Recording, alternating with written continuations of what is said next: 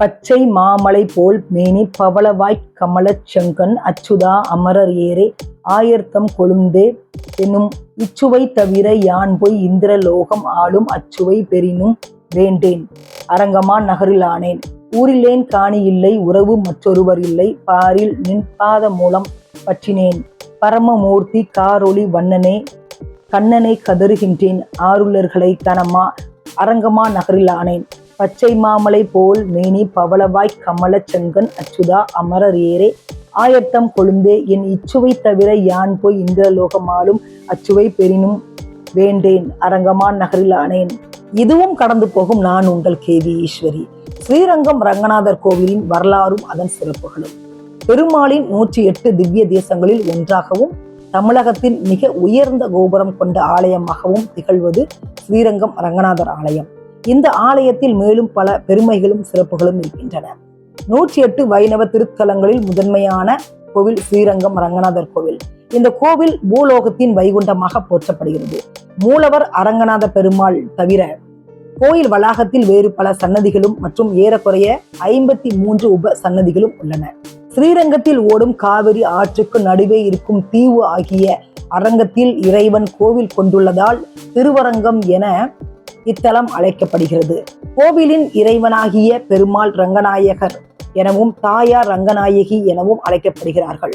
புராணங்களின்படி ராவணன் வதத்திற்கு பின்பு அயோத்தியின் மன்னனாக ஸ்ரீராமர் முடிச்சூடும் விழாவிற்கு வருகை தந்த விபீஷணனுக்கு ஸ்ரீ நாராயணனின் சிறிய சிலையை ராமர் பரிசளித்தார்.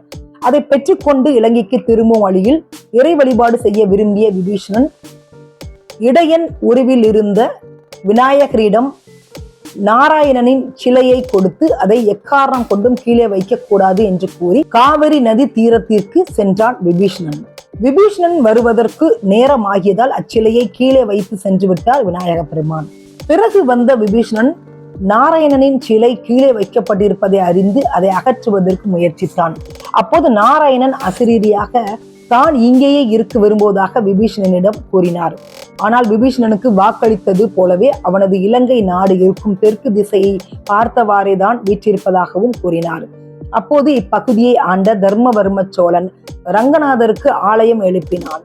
சில காலங்களில் அது காவிரி நதியில் ஏற்பட்ட வெள்ளத்தால் ஆற்று மணலில் முற்றிலும் புதைந்து போனது.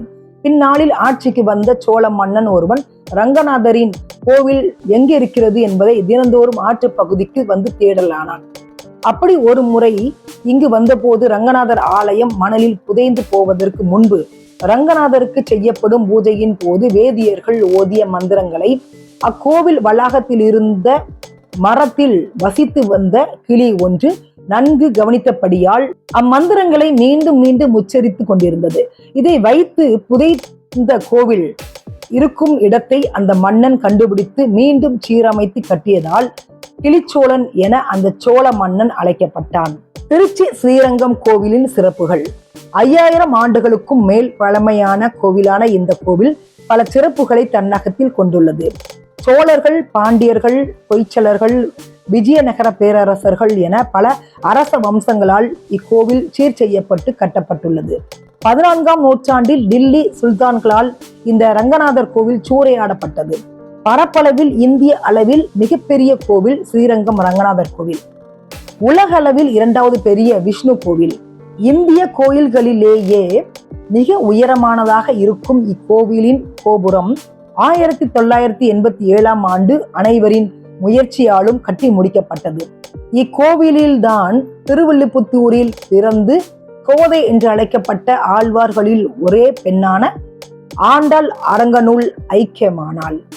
இந்த கோவிலில் ஸ்ரீ ராமானுஜரது திரு உடல் 900 ஆண்டுகளுக்கும் மேலாக பச்சை கற்பூரம் சாற்றி பாதுகாக்கப்படுகிறது. இங்கு கம்பராமாயண மண்டபம் இருக்கிறது. இங்குதான் கவி சக்கரவர்த்தி கம்பன் தன் கம்பராமாயணத்தை அரங்கேற்றம் செய்து அந்த நரசிம்ம மூர்த்தியாலேயே பாராட்ட பெற்றார். இந்த கோவிலின் இறைவனான ரங்கன் மீது தீவிர பக்தி கொண்ட டில்லி சுல்தானின் மகள் இக்கோவிலுக்கு வந்து ரங்கனை தரிசித்த போது அங்கேயே தன் உடலை நீர்த்து ரங்கனில் ஐக்கியமானாள். எனவே அவள் துலுக்க நாச்சியார் என அழைக்கப்பட்டு வழிபடப்படுகிறாள். இந்த கோவிலின் இறைவனான ஸ்ரீ ரங்கநாதர் ஸ்ரீதேவியாகிய லட்சுமி மற்றும் ஆண்டாள்களுடன் காட்சியளிக்கிறார். மேலும் நவக்கிரகங்களில் சுக்கிரனின் அம்சம் பொருந்தியவராக இவர் கருதப்படுவதால் சுக்கிரன் பரிகார தலமாகவும் இக்கோவில் விளங்குகிறது. இங்கிருக்கும் சக்கரத்தாழ்வார் சந்நிதியில் வழிபட்டால் நம்மை அண்டி இருக்கும் துஷ்ட சக்திகள், துரதிர்ஷ்டங்கள் மற்றும் நோய் நொடிகள் நீங்குவதாக கூறப்படுகிறது. மார்கழியில் வரும் வைகுண்ட ஏகாதசி தினத்தில் இக்கோவிலில் சொர்க்கவாசல் திறந்து அதில் பங்கேற்று வழிபட பல லட்சக்கணக்கில் பக்தர்கள் கூடுவது சிறப்பு அம்சமாகும். இங்கு நடைபெறும் பகல் 10 ரா 10 விழா சிறப்பாக கொண்டாடப்படுகிறது. மிகச்சிறந்த சிற்பங்களை கொண்ட இக்கோவில் ஐநா சபையின் யுனெஸ்கோ அமைப்பால் பாரம்பரியம் மற்றும் கலாச்சார முக்கியத்துவம் கொண்ட இடமாக அறிவிக்கப்பட்டுள்ளது. நம் பெருமாள் கோவிலில் 7 ஆச்சாரியர்களுக்கு தனி சன்னதி அமைக்கப்பட்டுள்ளது. அவை ராமானுஜர், பிள்ளை லோகாச்சாரியார், திருக்கட்சி நம்பி, கூடத்தாழ்வான், வேதாந்த தேசிகர், நாதமுனி. ஸ்ரீரங்கம் ஆலயத்தில் உள்ள தாயார் சன்னதியில் வருடத்திற்கு 7 உற்சவங்கள் நடைபெறும். அவை கோடை உற்சவம், வசந்த உற்சவம், ஜேஷ்டாபிஷேகம், நவராத்திரி ஊஞ்சல் உற்சவம், அத்தியன உற்சவம். ஸ்ரீரங்கம் நம் பெருமாள் வருடத்திற்கு 7 முறை மட்டும் தங்க குதிரை வாகனத்தில் எழுந்தருள்வார். அந்த விழாக்கள் விருப்பன் திருநாள், வசந்த உற்சவம், விஜயதசமி, வேடுபரி, பூபதி திருநாள், பாரிவேட்டை, ஆதி பிரமோற்சவம். சந்திர புஷ்கரணியில் 6 முறை, கொள்ளிடத்தில் 1 முறை என மொத்தம் 7 முறை ஸ்ரீரங்க பெருமாள் தீர்த்தவாரி கண்டருள்வார். விருப்பன் திருநாள் சித்திரை, வசந்த உற்சவம் வைகாசி, பவித்ரோற்சவம் ஆவணி, ஊஞ்சல் உற்சவம் ஐப்பசி, அத்தியன உற்சவம் மார்கழி, பூபதி திருநாள் தை, பிரமோற்சவம் பங்குனி. நம் பெருமாள் வருடத்திற்கு 7 முறை மட்டுமே திருக்கோவிலை விட்டு வெளியே எழுந்தருள்வார். சித்திரை, வைகாசி, ஆடி, புரட்டாசி, தை, மாசி, பங்குனி. ரங்கநாத பெருமாளுக்கு 7 நாச்சியார்கள் இருக்கிறார்கள். ஸ்ரீதேவி, பூதேவி, துலுக்க நாச்சியார், சேரகுலவள்ளி நாச்சியார், கமலவள்ளி நாச்சியார், கோதை நாச்சியார், ரெங்க நாச்சியார். ஸ்ரீரங்கம் பெரிய பெருமாள் திருமுக மண்டலம் உள்ள தென் திசையில் 7 கோபுரங்கள் உள்ளன. அவை நாளி கேட்டான் கோபுரம், ஆரிய படால் கோபுரம், கார்த்திகை கோபுரம், தெற்கு கட்டை கோபுரம், தெற்கு கட்டை கோபுரம் 2 ராஜகோபுரம். திருவரங்கம் அரங்கநாத பெருமாள் கோயில் 108 வைணவ திருத்தலங்களுள் முதல் திருத்தலம். சோழ நாட்டு திருப்பதிகளில் முதன்மை தலமாகவும் திருவரங்கம் பூலக வைகுண்டம் என அழைக்கப்படுகிறது.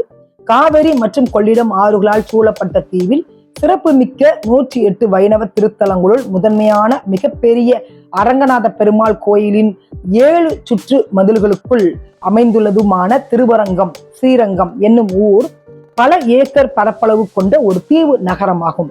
இச்சுற்று மதில்களில் வாயில்களாக 21 கோபுரங்கள் அமைக்கப்பட்டுள்ளன.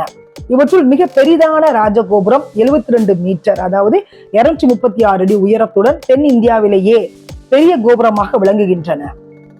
இது 17ஆம் நூற்றாண்டை சேர்ந்ததாயினும் 1987ஆம் ஆண்டு முழுமையாக கட்டி முடிக்கப்பட்டது. சோழ நாட்டு காவிரி ஆற்றுக்கரையில் அமைந்துள்ள முதல் திவ்ய தேசம் இந்த ஸ்ரீரங்கம் அரங்கநாதர் கோவில் தான்.